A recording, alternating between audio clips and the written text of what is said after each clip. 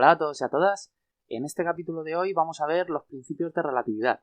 En concreto, los de la relatividad especial, que son los dos principios, los vamos a ir deduciendo o introduciendo a lo largo de este capítulo, con los que Einstein, como ladrillos fundamentales, construyó luego pues toda la matemática de la relatividad especial.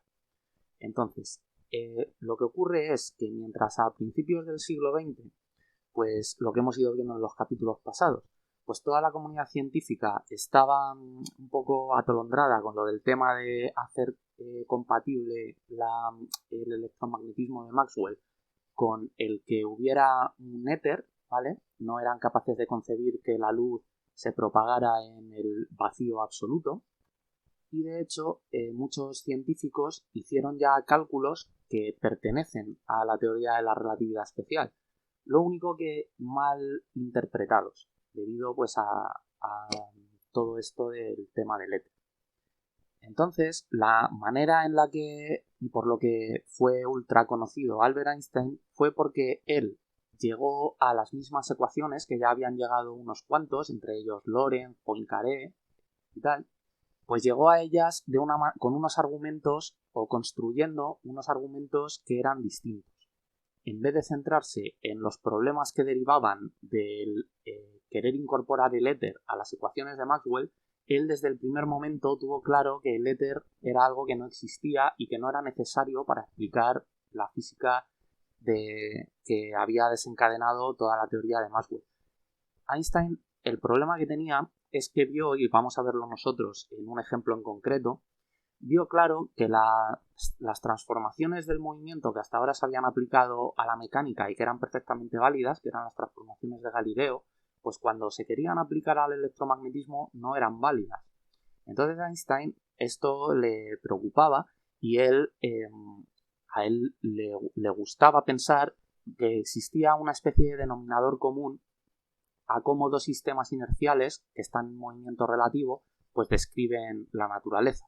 Entonces este es el hilo argumental que él siguió y que nosotros también vamos a ver que le llevó a establecer el primer principio, que es que todos los sistemas inerciales son equivalentes, y el segundo principio, que es que no queda más remedio que renunciar al éter y asumir que la velocidad de la luz es constante para todos los observadores. Entonces, estos son los dos principios de relatividad que vamos a ir a los cuales nos vamos a ir aproximando en este capítulo, y ya en el siguiente pues veremos las transformaciones de Lorentz, pero desde el punto de vista de cómo llegó Einstein a ellas. Lo primero que vamos a ver ya lo hemos visto en el primer capítulo de esta lista de reproducción, pero conviene bien refrescarlo en este capítulo. Vamos a ver las transformaciones de Galileo. Entonces vamos a dibujar el típico esquema que es este de las transformaciones de Galileo, de dos sistemas inerciales que se mueven, en concreto el que he dibujado de color azul, el sistema O', pues a velocidad constante respecto al sistema O, que está en reposo y que he dibujado en color verde. Entonces, también lo que voy a hacer es reducir todo a una dimensión, ¿vale? El movimiento va a ser a lo largo del eje X, para así también reducir al máximo todo lo posible las ecuaciones y ahorrar tiempo. Entonces, analizando un punto P que se mueve de forma acelerada, ¿vale? Sin un movimiento rectilíneo uniformemente acelerado, y el sistema O', un movimiento rectilíneo uniforme, sin aceleración, ¿vale? Pues entonces la geometría de este problema pues nos lleva a esto de ahí, a que la distancia desde el sistema O al punto P, que se mueve aceleradamente, pues es X. La distancia del sistema O' a este punto es X', y luego hay una distancia que es la que separa ambos sistemas de referencia, que es esta X mayúscula de aquí. Entonces, como he dicho que el sistema O' se mueve con un rectilíneo o con un movimiento rectilíneo uniforme, pues entonces esta X lo que va a ser es una función del tiempo, de tal forma que será un espacio inicial más la velocidad que lleve este sistema de referencia, que es U. No le voy a dar carácter vectorial porque estamos en una dimensión, ¿vale? Solo en la dimensión X. Entonces ya sabéis que el módulo pues coincide con la única coordenada que hay. Entonces pues así me ahorro también poner las rayitas del vector. Por el tiempo, ¿vale? Entonces lo que vamos a imponer pues es lo de siempre, que en el origen temporal, o sea en el tiempo cero, pues el sistema O y el sistema O' estaban en el mismo punto, ¿vale? O sea que cuando empiezan a correr los relojes, pues ambos parten de un mismo punto y el sistema O' pues es el que va recorriendo una cierta distancia. Por lo tanto, esto lo que se traduce es que en el tiempo cero, pues la posición, la distancia que separaba estos dos sistemas de referencia, pues era cero, ¿vale? Entonces, esto de aquí nos lleva a que 0 es igual a x inicial más u, y t pues tiene que ser 0. Entonces esto de aquí se cancela y lo que nos queda es que la distancia inicial, pues con las condiciones de que partieron desde el mismo punto en el tiempo 0, pues tiene que ser 0, ¿vale? Como es obvio. Bueno, pues lo siguiente que vamos es a dar las ecuaciones de las transformaciones de este movimiento, ¿vale? De las transformaciones de Galileo. Entonces, pues aquí lo que tenemos, pues por pura geometría, es que x tiene que ser igual a x' más x grande, y x grande es pues más u por el tiempo. Pero voy a ponerlo con este tiempo, con el tiempo del sistema de referencia O', que en realidad es el mismo que el sistema O, al menos en estas transformaciones. Lo que pasa es que voy a hacerlo así para que me quede, ahora lo veréis, de forma un poco más visual. Vale, y lo que tenemos también pues es que el tiempo que mide el sistema O pues es igual al tiempo prima. O sea, tenemos un tiempo absoluto. Vale, pues para dar la transformación de coordenadas inversa, pues lo que vamos a hacer es de esta ecuación pues despejar x'. Entonces, lo que vamos a tener es que x' pues es x menos u por t. Nada más que nos tendremos que llevar este miembro de aquí al lado izquierdo y como t es igual a t', pues ahora lo ponemos en verde, ¿vale? Y pues con el tiempo pasa exactamente lo mismo que pasaba antes. El tiempo es un tiempo absoluto, por lo tanto t' pues es igual a t, y esta sería la relación de las coordenadas, pero para el sistema O', ¿vale? También con un tiempo absoluto. Vale, pues lo que vamos a hacer ahora es la composición de velocidades, que lo que se hace pues es coger cualquiera de estas dos ecuaciones, o esta de aquí o esta, y derivar respecto al tiempo. Entonces, derivando respecto al tiempo x, pues lo que tendremos es también que derivar respecto al tiempo el otro lado del igual, y quedará la derivada respecto a t de x', y por la derivada respecto a t de u más t', como t' es igual a t, pues da igual derivar respecto a t' que respecto a t. Entonces esto queda como más u. Vale, pues aquí llegamos a que la derivada de x respecto al tiempo es v, que es la velocidad con la que el sistema O ve moverse a esta partícula, ¿vale? La derivada de x' es v', que es igual la velocidad con la que el sistema O' ve moverse a la partícula p, y todo esto más u, ¿vale? Y esta pues sería lo que se llama la composición de velocidades, que si lo hubiéramos hecho con la otra ecuación, pues hubiéramos obtenido exactamente lo mismo, solo que despejando aquí pues v'. Entonces nos hubiera quedado que v' es v menos u, ¿vale? O sea, lo único que cambia en la composición de velocidades respecto de cada uno de los sistemas, pues es el signo de la velocidad relativa, ¿vale? ¿Esto por qué ocurre? Voy a poner un ejemplo, porque esto es lo que se llama la relatividad del movimiento, ¿vale? Imaginad que... a ver cómo lo hago. Imaginad que tenemos al sistema O, ¿vale? Voy a poner exactamente el mismo dibujo que tengo aquí arriba, un poco más simplificado. Imaginad que tenemos aquí el sistema O', aquí el sistema O, y entonces el sistema O', pues nosotros sabemos que se está moviendo a velocidad u relativa, ¿vale? Pues imaginad que queremos analizar un punto que se sitúa todo el rato en el origen de coordenadas del sistema O', y a este punto le vamos a llamar A, ¿vale? Pues usando la composición de velocidades, queremos saber qué velocidad miden cada uno de los dos sistemas de referencia para este punto A, ¿vale? Entonces, como el punto A está en el origen de coordenadas del sistema O', pues esto significa que XA' es 0, ¿vale? El punto A en el sistema prima pues está en el punto 0 en las X, ¿vale? Entonces, si derivamos esto respecto al tiempo, pues nos va a dar la velocidad prima, o sea, la velocidad del punto A en el sistema prima. Y pues la derivada de 0 es 0. Entonces, cuando nos vayamos a la composición de velocidades, pues lo que vamos a tener es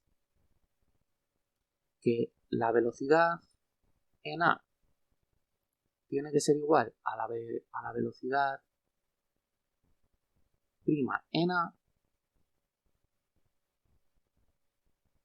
más U. Entonces, como hemos visto, la velocidad prima en A es 0, y esto tenemos que la velocidad del punto A vista por el sistema O pues es U. Esto es de cajón, porque lo único que quiere decir es, como hemos puesto el punto A en el origen del sistema O', pues esto lo que indica es lo obvio, que el sistema O ve moverse al sistema O' con la velocidad relativa U, con una velocidad U a secas, ¿vale? Que es exactamente lo que está diciendo este dibujo. Vale, pues ahora vamos a ver si pusiéramos un punto,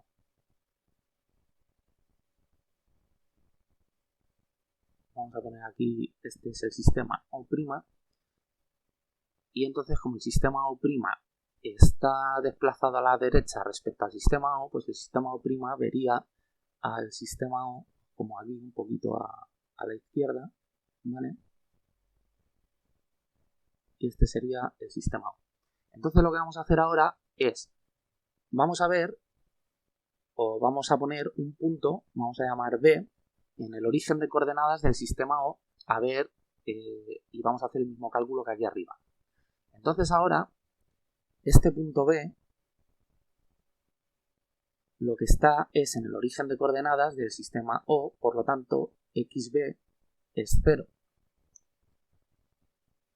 Y cuando queramos derivar esta ecuación, pues lo que vamos a tener es que la velocidad del punto B es 0, ¿vale? Entonces, cogemos la composición de velocidades, entonces lo que tendremos es que la velocidad del punto B pues es igual a la velocidad del punto B' más U. Pero la velocidad de B es 0, y entonces nos queda que VB' pues es igual a menos U, ¿vale? O sea que el sistema O', tomándose él como sistema de referencia, cuando quiere ver cómo se mueve el sistema O, pues lo ve moverse con velocidad menos U.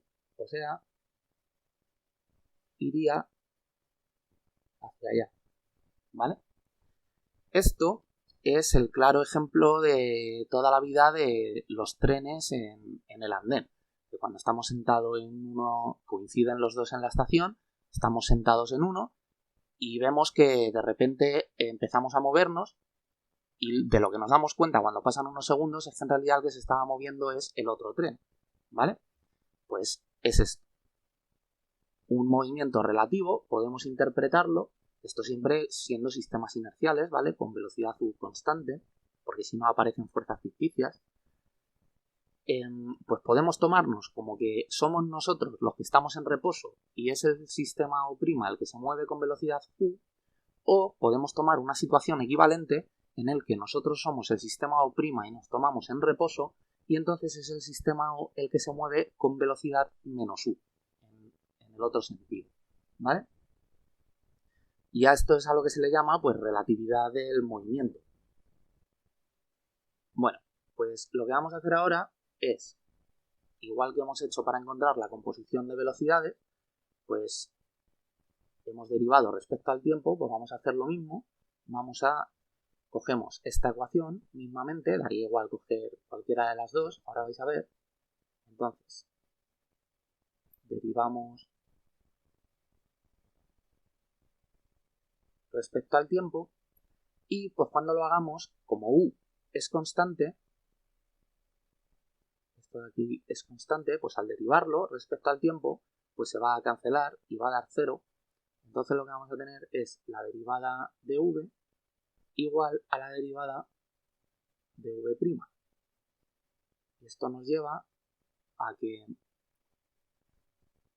la aceleración que observa el sistema O para la partícula P, ¿vale? Esto recordad que siempre es para la partícula P, pues es igual a la aceleración que observa para la misma partícula el otro sistema, ¿de acuerdo? Entonces, si a esta ecuación le multiplicamos por las masas, pues vamos a coger la masa que es un invariante, la multiplicamos a ambos lados del igual.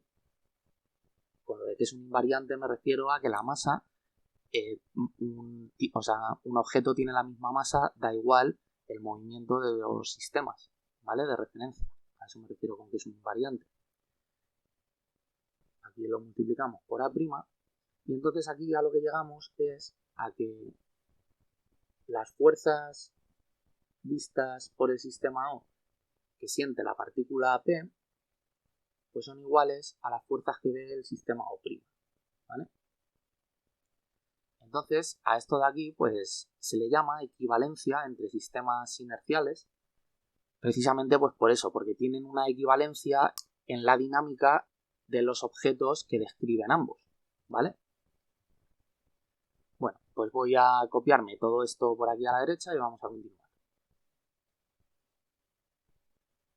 Vale, pues lo siguiente que vamos a ver es cómo transforman los campos eléctricos y magnéticos en distintos sistemas de referencia inerciales.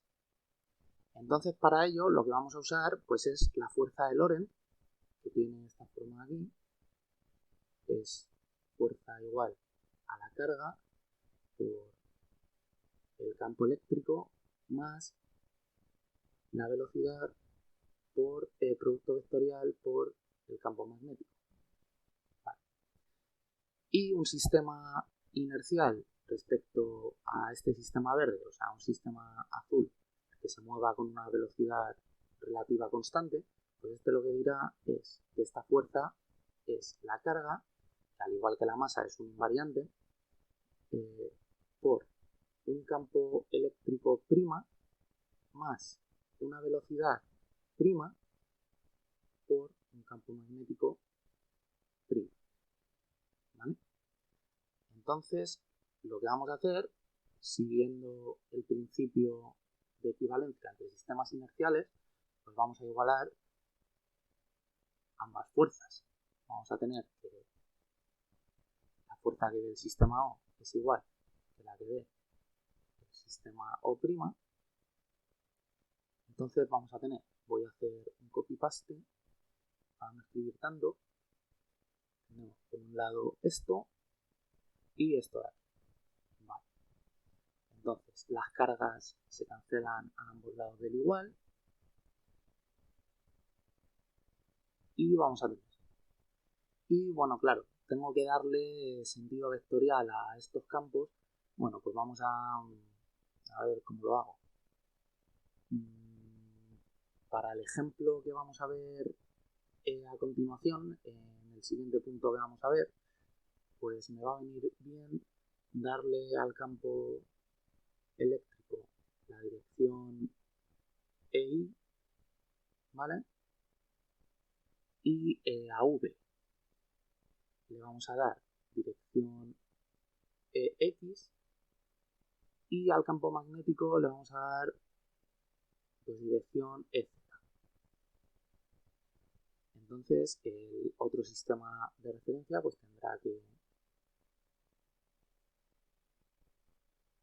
decir que estos campos van en las mismas direcciones, ¿vale? Y a ver qué vamos a hacer aquí. Bueno, de momento voy a dejarlo igual, v'(x), producto vectorial, b', etc. Vale. Bueno, pues cuando hagamos estos productos vectoriales, ¿vale? Este de aquí también, pues lo que va a salir fuera es v y b. Aquí saldrá fuera v' y b', y el producto vectorial de ex por ez, pues esto es menos i, o sea, menos ei, ¿vale? Y aquí igual. Por lo tanto, voy a venirme por aquí abajo, que si no, no me va a caber. Entonces, esto va a quedar el campo eléctrico en la dirección i menos v por b ei, ¿vale? Y aquí en este otro lado, pues va a quedar exactamente lo mismo, e' por ei menos v' por b' ei. Vale. Entonces, vamos a quitarle, como todo va en la dirección EI, pues vamos a quitar el carácter vectorial, ¿vale? Igualamos las coordenadas. Y lo que vamos a hacer es sustituir v' por su composición de velocidades, que pues ya la tenemos por aquí, es esta, la segunda ecuación de la composición de velocidades. Entonces, esto va a quedar, vamos a tener menos v menos u. V, y voy a poner claramente el menos u en amarillo para marcar que es la velocidad relativa entre los dos sistemas de referencia, y todo esto por b'. Vale, perfecto. Entonces, esta parte de aquí queda exactamente igual. Y ahora vamos a tener E' y menos, voy a poner primero la parte de la velocidad relativa, menos por menos u por b' es más u b', y luego vamos a tener menos v b'. Vale, pues lo ponemos menos v por b'. Vale, entonces ahora por comparación lo que vemos es que E va a tener que ser igual a esto de aquí, y como aquí aparece un menos v y aquí un menos v también, pues no va a quedar más remedio que menos vb va a ser igual a menos vb', ¿vale? Entonces de aquí pues ya sacamos la relación, la primera relación entre los campos, que va a ser que el campo eléctrico es el campo eléctrico prima más u por b', y que el campo magnético pues es igual en ambos sistemas de referencia, ¿vale? Porque este menos se cancela con este menos, esta v se cancela con esta v, y como esto de aquí tenía que ser igual, pues b es igual a b'. Vale, pues para encontrar la transformación inversa, lo que vamos a hacer es, vamos a coger esta primera ecuación, ¿vale? Y vamos a multiplicar a la segunda por u, vamos a tener u por b, esto va a ser igual a u por b', y como vamos a querer encontrar e', porque b' es igual a b, pues lo que vamos a hacer es restar para que esto se cancele con esto, y entonces tenemos, voy a dar la vuelta al igual, tenemos que e' pues tiene que ser igual a e menos u por b, estupendo, y pues teníamos que b' era igual a b. Vale. Bueno, pues con esto ya tendríamos cómo transforman los campos eléctricos y magnéticos cuando son observados por sistemas de referencia inerciales, ¿vale? Entonces, pues voy a copiarme estos resultados por la derecha y continuamos con más cositas. Vale, pues vamos a ir entrando un poquito en cuestión de cómo...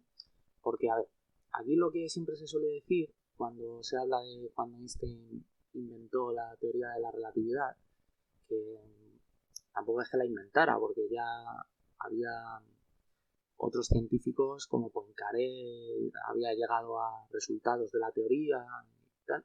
Lo que pasa que no se habían interpretado de la manera correcta, ¿vale? Seguía el hilo un poco contaminado del tema del éter. Y siempre se cuenta que el camino que siguió Einstein es que comenzó a transitarlo porque él veía inconsistencias entre la teoría del movimiento, las transformaciones de Galileo, y la teoría de Maxwell, ¿vale? Se suele decir de manera un poco pomposa que le molestaba la falta de percepción interior que tenía la teoría.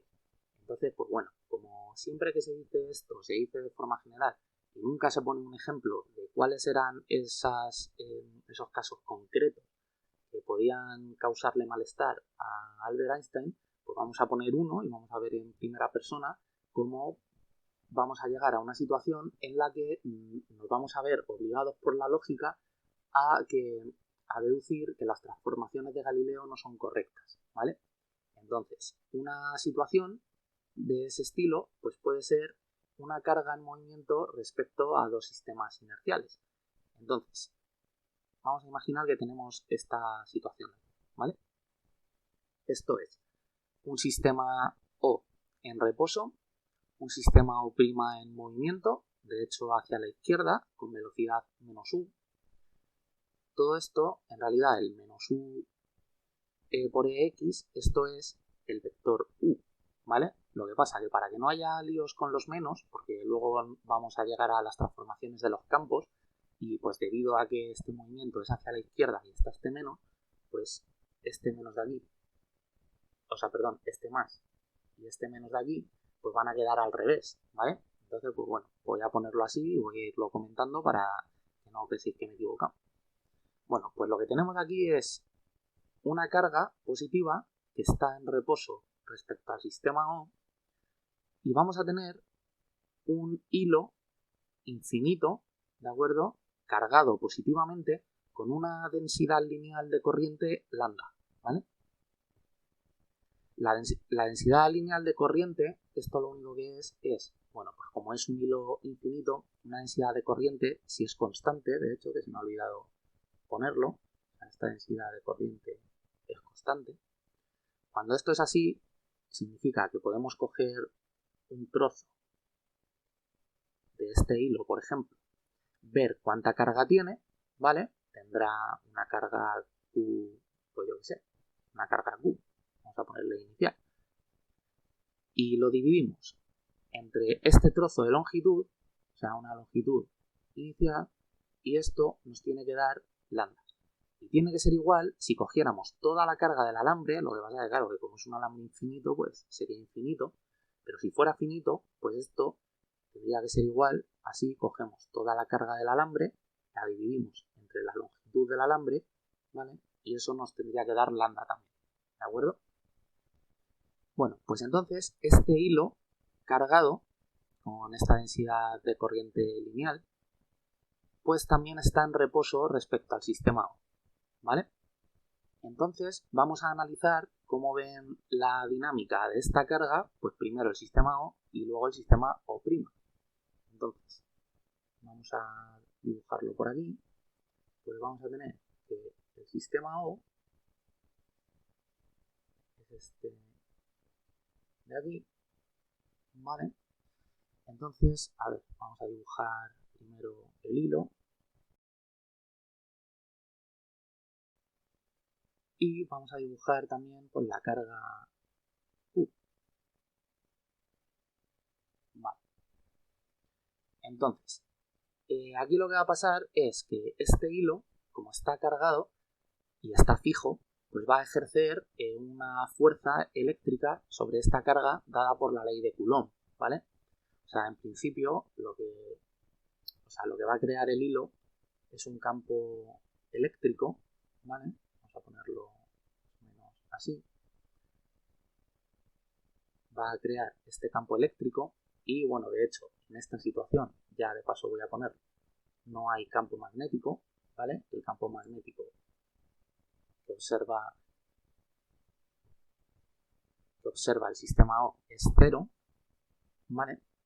Bueno, pues este campo eléctrico, cuando lo queramos calcular,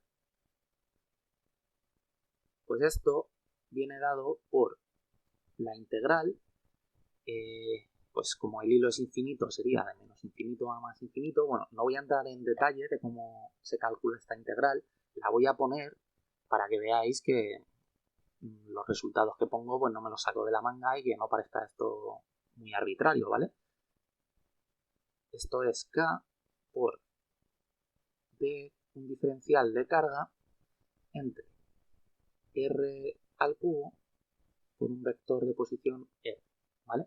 Entonces esta integral, pues lo único que está diciendo es que nos vengamos a un trocito de aquí del alambre. Bueno, voy a hacerlo aquí arriba. Nos vengamos a un trocito de aquí, cojamos un diferencial de carga, ¿vale? Y de este diferencial tracemos un vector posición que va a ser el vector R a donde está la carga y eso es esta integral de aquí, ¿vale? Entonces, bueno, he dicho que no iba a entrar en detalles, pero aquí lo que va a pasar es que cada diferencial de carga pues va a producir un campo eléctrico, pues cada uno en la dirección de la recta que une la carga con ese trocito de diferencial, ¿vale? Por ejemplo, este de aquí, si hubiera otro por aquí, pues sería este, ¿vale? Lo único que, pues luego, resolviendo la integral, se ve que las componentes en X, como es simétrico y es infinito, las componentes en X, las de la mitad para la derecha, se cancelan con las de la mitad para la izquierda y solo se suman a lo largo del eje Y, ¿vale? Por lo tanto, el campo eléctrico, resolviendo esta integral, que es un poco complicada porque hay que hacer cambios de variables, trigonométricas y tal, pues al final lo que llegamos es que tenemos un campo eléctrico en la dirección E, ¿vale? Bueno, pues entonces ahora lo que vamos a ver es qué fuerza ve el sistema O que siente esta carga. Entonces, esa fuerza pues va a venir dada por la fuerza de Lorentz, que ya hemos visto que es la carga por el campo eléctrico más la velocidad de la carga por el campo magnético y pues como la velocidad de esta carga, voy a borrar la Q, que ya se sobreentiende que este punto es la carga, como la velocidad respecto al sistema O de esta carga pues es cero, ¿vale? Pues esta parte de aquí, en la fuerza de Lorentz, se cancela y solo nos queda la carga por el campo eléctrico. Eso es, pues, la fuerza eléctrica de toda la vida.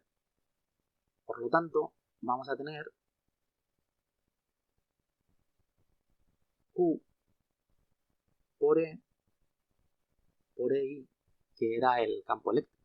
Entonces, la fuerza pues tendrá que ser un vector que venga por aquí más grande que el campo eléctrico, porque hay que multiplicarlo por la carga, ¿vale? Y esta será la situación que observa el sistema O pues para toda esta historia. Bueno, pues vamos a ver qué es lo que dice el señor del sistema azul, el que está en movimiento relativo.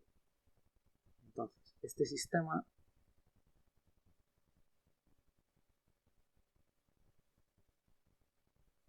va a haber, bueno, al hilo este igual, un poco por encima, así,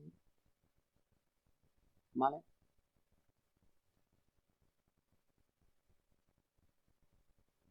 Y aquí, bueno, voy a ponerlo un poco más centrado, y aquí la carga, ¿vale?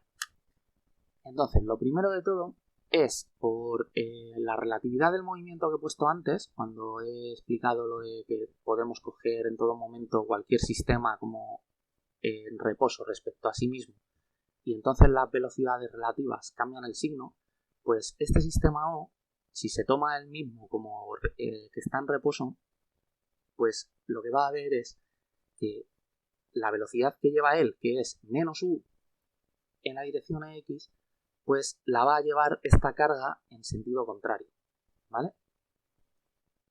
Entonces esta carga va a llevar una velocidad para acá, que va a ser la velocidad, a ver, la pongo por aquí arriba, va a ser la velocidad prima, y va a ser pues a ver, u por ex. Vale. Y lo que va a pasar también es que como el cable, el hilo infinito, pues también estaba en reposo, ¿vale? Pues también el sistema O', el sistema azul, pues va a ver que este cable lleva una velocidad hacia la derecha, ¿vale? Entonces, para el sistema O', lo que va a pasar es que este hilo cargado, lo que va a ver es que a través de él fluye una corriente, ¿vale? Fluye una corriente, vamos a llamarla I, de intensidad, que es igual a lambda por la velocidad prima, o bueno, a lambda por la velocidad u, porque la velocidad prima pues es u, ¿vale?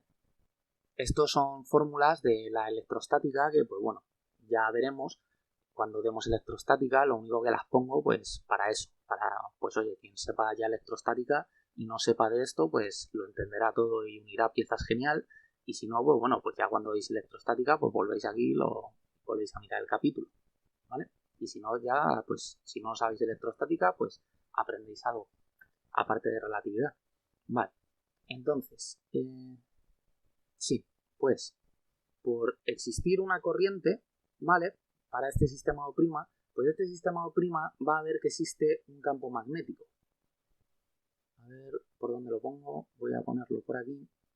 Y la dirección que va a llevar este campo magnético, pues esa viene dada por la fórmula de Biot-Savart, que es la integral de mu sub 0 entre, entre 4pi por la intensidad de corriente por un diferencial de longitud por un vector posición, y todo esto entre vector posición al cubo. Vale, entonces pues esto igual, no voy a entrar en detalles de cómo se resuelve esta integral. Aquí lo único que nos interesa es que nos va a dar un campo magnético B, y la dirección pues va a ser la del producto vectorial de dl por r. Entonces aquí, pues a ver, un diferencial de longitud a lo largo del hilo que lleva la corriente, pues se tomaría en sentido hacia la derecha, que es hacia donde va la corriente. Esto sería un diferencial de longitud. Entonces, el diferencial de longitud como vector pues sería el diferencial de longitud en módulo por un vector EX, ¿vale? Y el vector posición, pues aquí va a ocurrir algo parecido a lo que ocurría cuando se cancelaban las componentes del eje X del campo eléctrico en el otro ejemplo. Si cogiéramos, por ejemplo, el diferencial de longitud aquí y trazáramos el vector posición, ¿vale? Que es este de aquí, pues este vector posición sería este. Podemos descomponerlo en la suma de un vector en la dirección EX más otro vector en la dirección EY, ¿vale? De forma que R vamos a poder ponerlo pues como un cierto número alfa por EX más otro número beta por EY, ¿vale? Entonces, cuando hagamos el producto vectorial de estos dos, de DL por R, pues esto lo que va a dar es DL por R en módulo y el producto vectorial de EX, bueno, voy a ponerlo con un corchete, de EX, producto vectorial, el alfa EX más el beta EY. Entonces, cuando el EX entre a multiplicar a este paréntesis, pues producto vectorial de X con X, esta parte se va a cancelar y el producto vectorial de X con Y, pues este va a dar EZ, ¿vale? Por lo tanto, tenemos que la resultante de toda esta integral, pues eso va a dar un número y en dirección EZ. Y tal y como he dibujado aquí los ejes, que pues hemos dicho que el X es este y el Y este, pues entonces el EZ vendría por aquí, ¿vale? Aquí vendría el eje Z.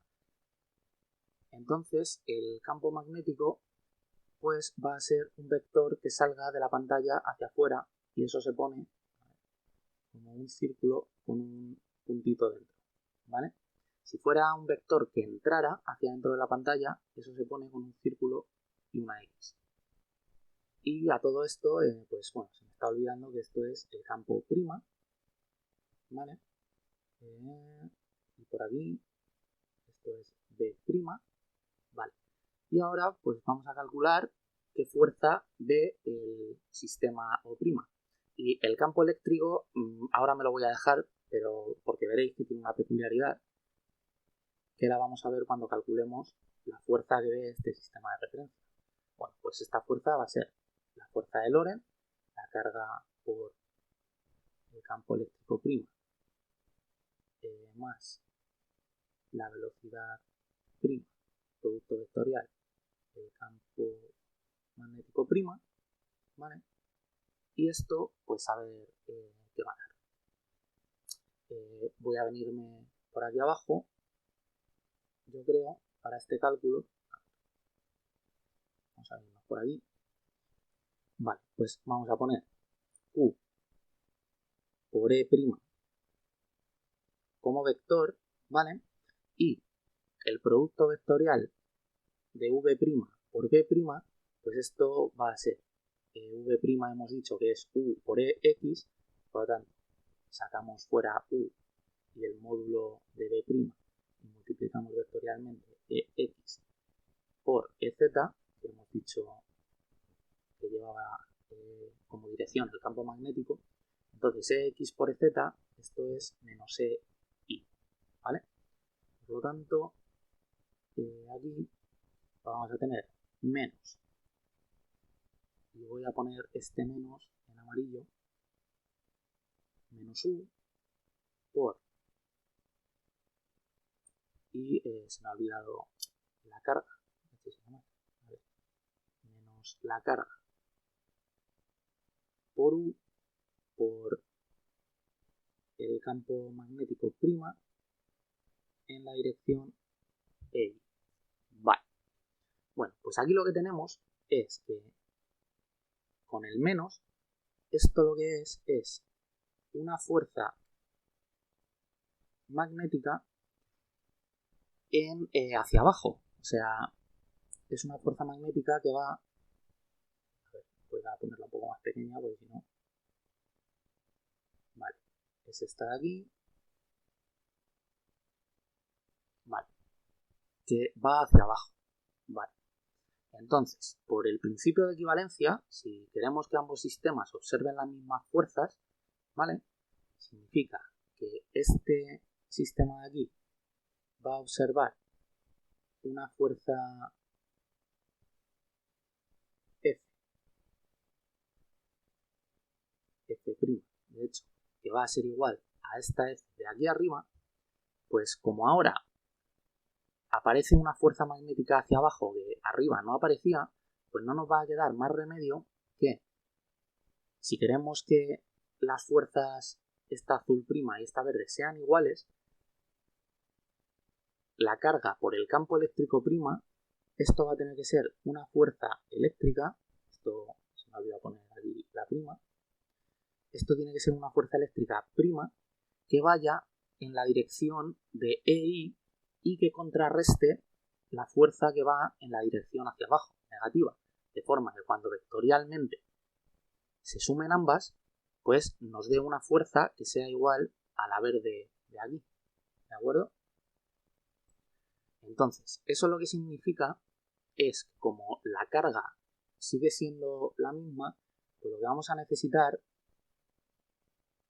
es que el campo eléctrico sea mayor que la fuerza resultante, ¿vale?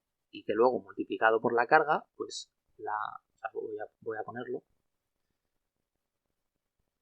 Este vector de aquí es el campo eléctrico prima y luego, pues claro, bueno, ya no lo voy a poner porque si no, no se va a entender el dibujo, pero luego la fuerza eléctrica pues tendría que venir todavía más por aquí al multiplicar este vector rosa por la carga, ¿vale? Entonces, esta fuerza blanca, que sería la fuerza eléctrica prima, sumada con la fuerza magnética que va hacia abajo, entonces ya nos daría esta, que debería ser igual a esta, ¿vale? Vale, por lo tanto, voy a coger en esta expresión, le quito el carácter vectorial al campo eléctrico prima, me llevo esto un poco para acá y pues pongo aquí el vector unitario E, ¿vale? Entonces igual, esto de aquí sería una fuerza eléctrica prima y esto de aquí con el menos sería una fuerza magnética prima que sumadas pues nos dan esta que es igual a la verde, ¿vale? Como he dicho. Vale, pues con estos resultados vamos a recopilar información. Tenemos que en el sistema O, que estaba en reposo respecto a la carga, pues en este sistema teníamos que observa un campo eléctrico distinto de cero, ¿vale? Y un campo magnético igual a cero. Vale. Y luego tenemos el sistema O', que este observa un campo eléctrico prima que tiene que ser necesariamente, si queremos que las fuerzas sean iguales, mayor que el campo eléctrico que observaba el sistema O. Y luego aparte, aquí ha aparecido de la nada un campo magnético distinto de cero, ¿vale? Antes era cero y ahora es distinto de cero. Vale, entonces, ¿qué es lo que ocurre aquí? Pues según los resultados que hemos obtenido, pues parece ser que tanto el campo eléctrico como el campo magnético dependen del estado de movimiento del sistema que los observa, ¿vale? Y en concreto aumentan con la velocidad relativa de dicho sistema. ¿vale? Cuanto mayor sea la velocidad relativa, pues mayor es el campo eléctrico y el campo magnético que observa este sistema. Aquí lo vemos. El sistema que estaba en reposo pues observaba un campo eléctrico y el que tiene una velocidad relativa pues ve que ese campo eléctrico ha aumentado su magnitud. Y el campo magnético pues directamente el sistema en reposo lo veía cero y el sistema que se mueve ha aparecido de la nada. Esto es un poco... Esto de que ha aparecido el campo magnético aquí es un poco what the fuck, ¿vale? O sea, ¿de dónde ha salido esto? Y pues bueno, podríamos decir, vale, vamos a acudir a las transformaciones de los campos a ver si arrojan un poco de luz a esto. Entonces, pues vamos a coger, por ejemplo, esta de aquí, ¿vale? Entonces decimos, pues a ver, el campo magnético B, hemos dicho que era 0, ¿vale? Por lo tanto, B' tiene que ser 0 si estas transformaciones son correctas. Entonces esto igual a 0. Entonces esto implica que en la transformación de arriba, pues B es 0 y esto implicaría que el campo eléctrico prima es igual al campo eléctrico no prima y pues los campos magnéticos ambos iguales a 0. Y esto pues es una contradicción. Esto claramente está mal, ¿vale? O sea, punto 1, porque experimentalmente no es lo que se observa, ¿vale? Experimentalmente lo que se observa es justo todo lo que hemos deducido, y es que aparte no coincide las transformaciones con la propia teoría, ¿vale? Por lo tanto, nos da en la nariz que las transformaciones de Galileo están mal, porque parece que para el movimiento mecánico hasta la fecha, hasta que se descubrieron todos estos problemas, pues era válida, pero para el electromagnetismo falla en este tipo de historias. Entonces, ¿cómo podríamos dar salida pues, a una situación así? Bueno, pues lo que vemos es que en las transformaciones de los campos, voy a borrar esto de aquí, el campo eléctrico es lo que se llama o tiene la propiedad de homogeneidad, ¿vale? Que, bueno, por decirlo así mal y pronto, en realidad es que, bueno, ya lo explicaré luego un poco más tarde en este mismo capítulo, pero en definitivas cuentas es que el campo eléctrico mezcla el campo eléctrico prima mezcla el antiguo campo eléctrico y el antiguo campo magnético, ¿vale? Entonces se podría entender de alguna manera que el campo eléctrico cambiara, ¿vale? Si el campo magnético originalmente fuera distinto de 0. Entonces, claro, este B ya no se haría 0 y según lo grande que fuera la velocidad relativa, pues estaría el valor del campo original y se le sumaría un término extra, que bueno, que aquí veis que aparece un menos, pero este menos es lo que he comentado antes, que en realidad esta U es un vector y aquí habría que sustituir menos U X, entonces cancelar los menos y da más U, ¿vale? Para este ejemplo. Esto es que estas transformaciones están hechas cuando la velocidad relativa va hacia la derecha, ¿vale? Por eso este problema ahora con el menos. Bueno, pero lo que digo es que se podría entender porque entonces habría un término aquí que se le sumaría al campo eléctrico y entonces, claro, el campo eléctrico prima tendría que ser mayor que el campo eléctrico para el sistema O. Entonces así se entendería bien. E igual pasaría para el campo magnético. Si hubiera por aquí un término que fuera más o menos algo, una cantidad, vamos a llamarla, yo que sé, alfa, por el campo eléctrico, por ejemplo, habría que determinar qué es este alfa, pero se podría entender que si este alfa es proporcional a la velocidad relativa del sistema prima, pues el campo magnético aumentara también con la velocidad. Y de hecho que si el campo este de aquí originalmente fuera 0, podríamos explicar que apareciera de la nada porque aún así estaría este término aquí. Y bueno, claro, también pues para solucionar eso, porque entonces estamos en la misma, si este de aquí es 0, esto seguiría siendo igual, tendríamos que poner aquí vamos a poner aquí beta, ¿vale?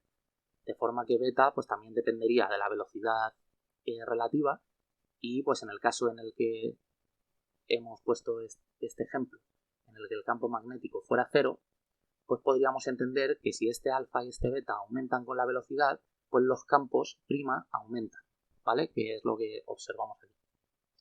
Pero claro, eso las transformaciones de Galileo no nos lo dan. Por lo tanto, yo creo que Einstein llegó a la conclusión de que no era la teoría de Maxwell lo que había que cambiar ni modificarla con historias del éter, sino que el error estaba en la dinámica del movimiento que hasta ahora había permanecido vigente cientos de años, desde Newton.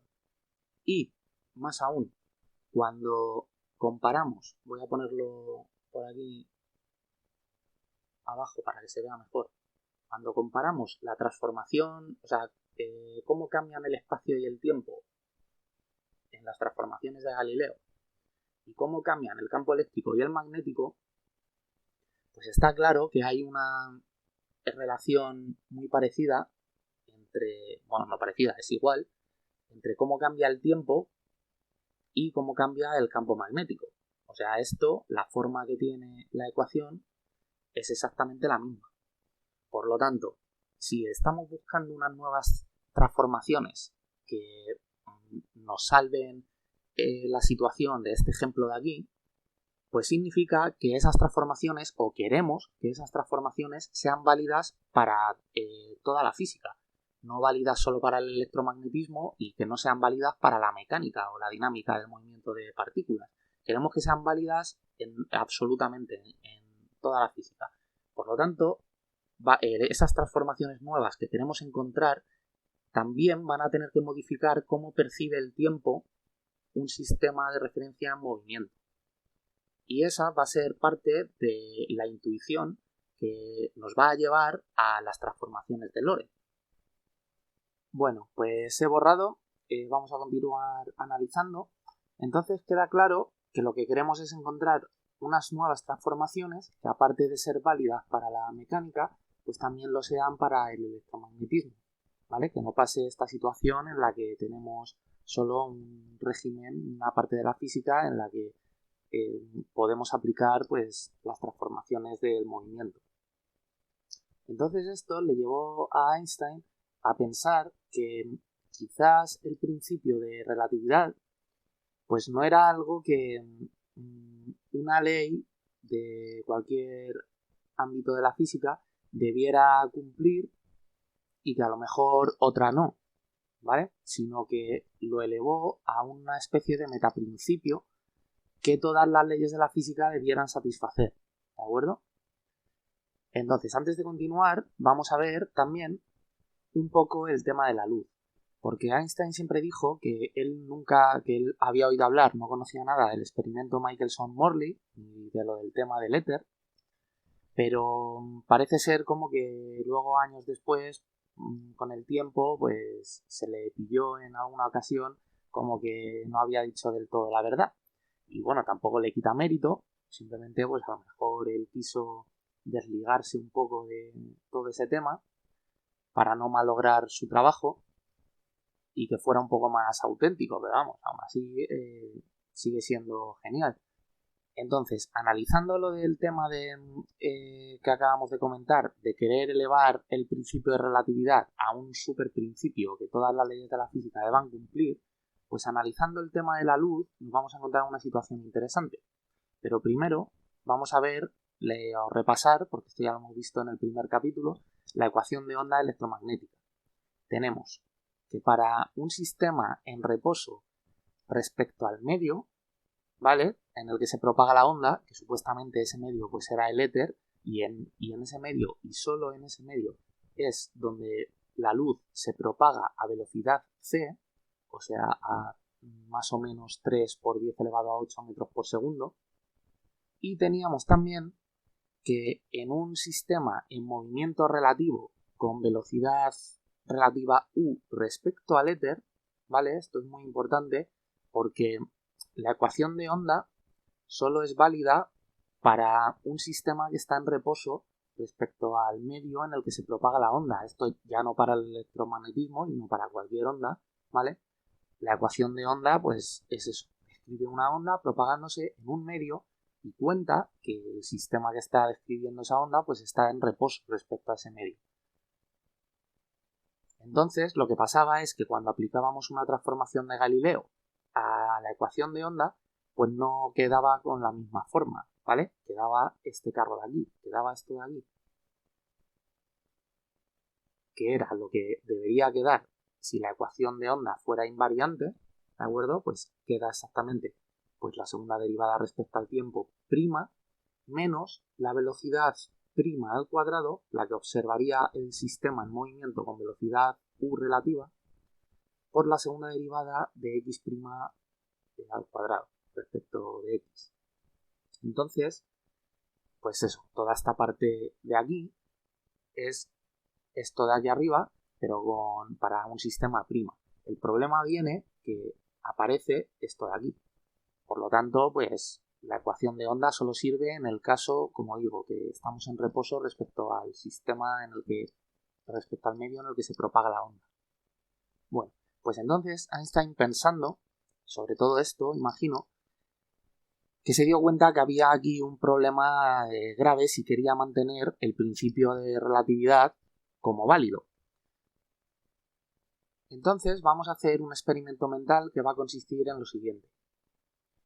Vamos a imaginar que tenemos por aquí un señor en el espacio, ¿vale? En el espacio, entre comillas, vacío, que en realidad, pues, es un vacío con éter, ¿vale?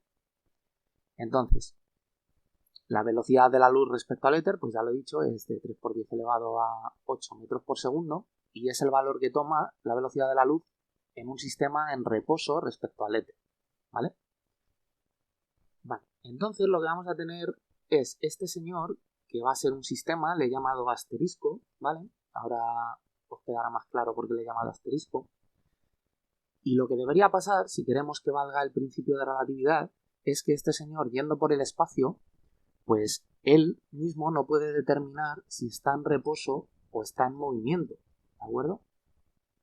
Si tiene alguna de estas estrellas cerca, pues como mucho lo que podrá decir es o que no sabrá si es él el que se acerca a la estrella o es la estrella la que se acerca a él, ¿de acuerdo? Pero poco más, o sea, si imaginamos que todas las estrellas que hay están súper lejanas, pues entonces este señor no podrá determinar su estado de movimiento. Y todo eso, pues, es compatible con el principio de relatividad y todo genial. Pero vamos a imaginar que de repente pasa un rayo de luz hacia la derecha en el eje X. Entonces este señor, si lleva algún aparato para poder medir esta velocidad de la luz, vamos a imaginar que así es, pues solo tiene que ponerlo en funcionamiento y entonces medir la velocidad del rayo de luz. Por lo tanto, una vez la mida, este señor dirá, vale, pues por la composición de velocidades vamos a ponerla para el caso de la velocidad de la luz. Entonces usaremos esta ecuación, que es la segunda, ¿vale? Donde esta c pues es esta, la velocidad de la luz respecto al éter, o sea, 3 por 10 elevado a 8 metros por segundo. Entonces, claro, cuando a este señor le llegue el rayo de luz y mida la velocidad que lleva ese rayo de luz, usando estas transformaciones, que, repito, sabemos que esto está mal, pero bueno, vamos a hacer el ejercicio de ver por qué está mal. He borrado el bocadillo de este señor, que si no, no me iba a caber. Entonces, este señor tendrá tres situaciones posibles. Una, que mida el rayo de luz cuando le llegue y diga que vale más, o sea, que lleva una velocidad mayor que la velocidad de la luz en el éter. Entonces esto lo que implica es que este señor rojo pues es un sistema azul, de los que hemos estado viendo que se están moviendo. Y en concreto es un sistema azul que lleva una velocidad relativa hacia la izquierda.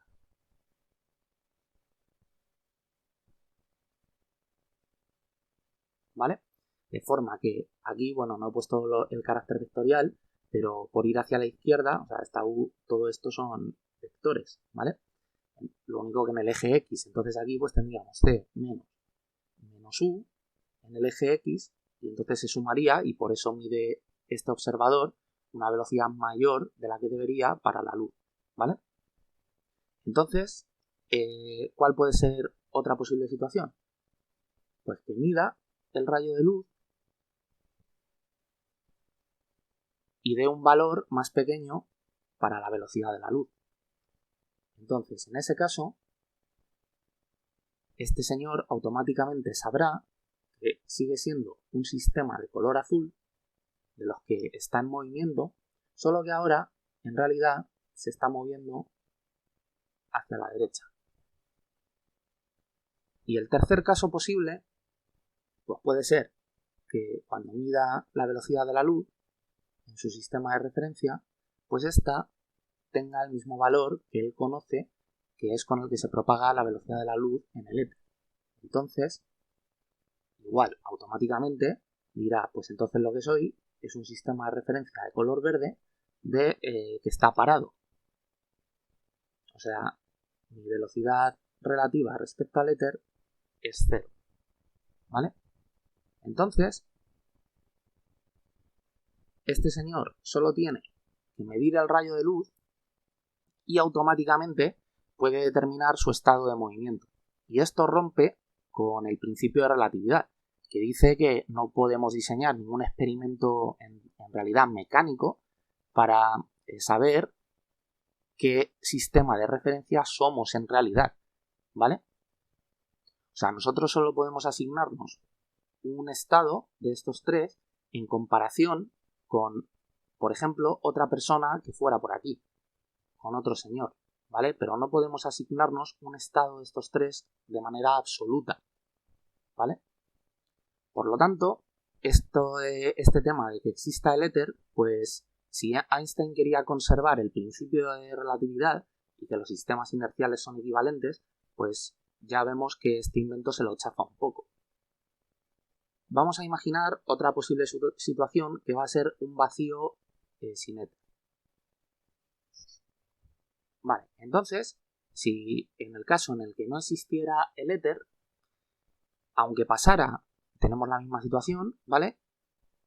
Aunque pasara un rayo de luz, pues este señor no podría saber si es un sistema verde o es un sistema azul.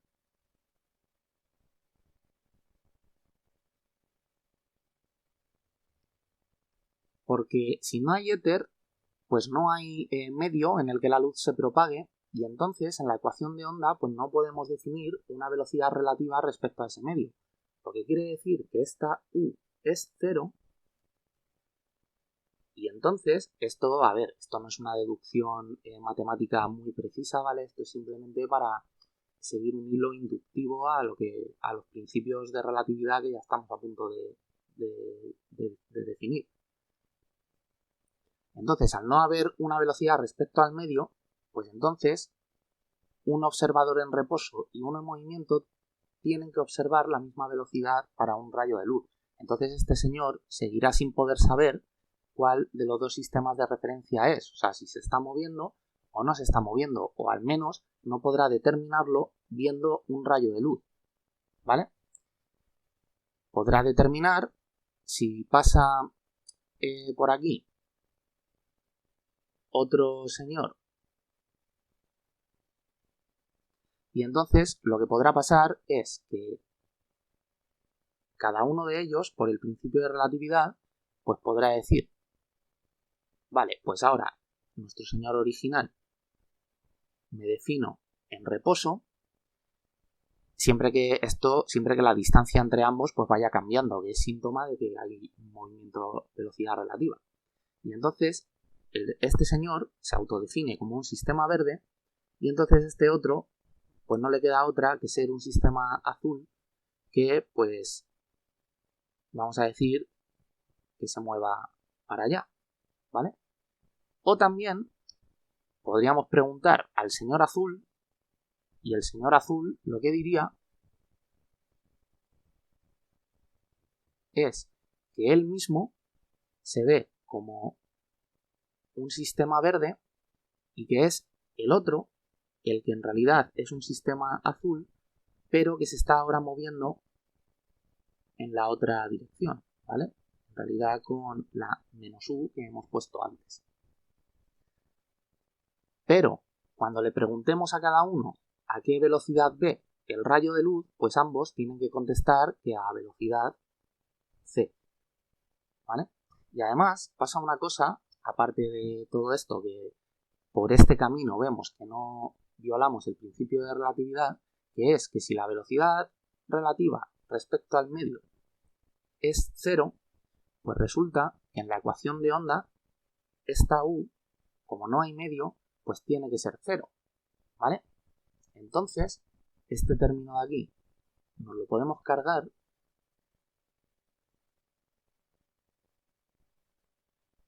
y en ese caso, como aparte la velocidad c en un sistema en reposo es igual que la velocidad de la luz para un sistema en movimiento, y nos queda una ecuación de onda invariante, ¿vale?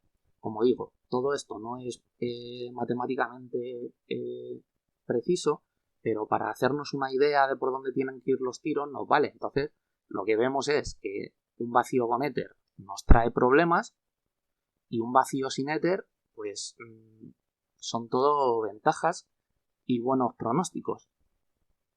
Así que, pues después de todo esto, ya podemos introducir cuáles van a ser los principios que, a partir de los cuales vamos a deducir en esta lista de reproducción toda la relatividad especial, que van a ser lo que vamos a llamar los principios de relatividad.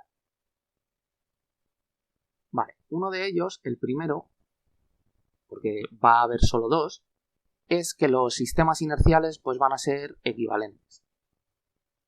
Y el segundo es que todos los sistemas, independientemente de su estado de movimiento, tienen que ver a la velocidad de la luz con un valor constante y que sea el mismo. Vale, pues ya está. O sea, con todo lo que hemos ido analizando hasta ahora, hemos llegado a estos dos postulados y ya a partir de este punto y con los principios de relatividad claros, pues veremos en el próximo capítulo las transformaciones de Lorentz, que van a ser las que relacionen a observadores inerciales y que van a ser válidas tanto para la mecánica como para el electromagnetismo. Así que nada, pues espero que os haya gustado este capítulo de hoy y nos vemos en el siguiente.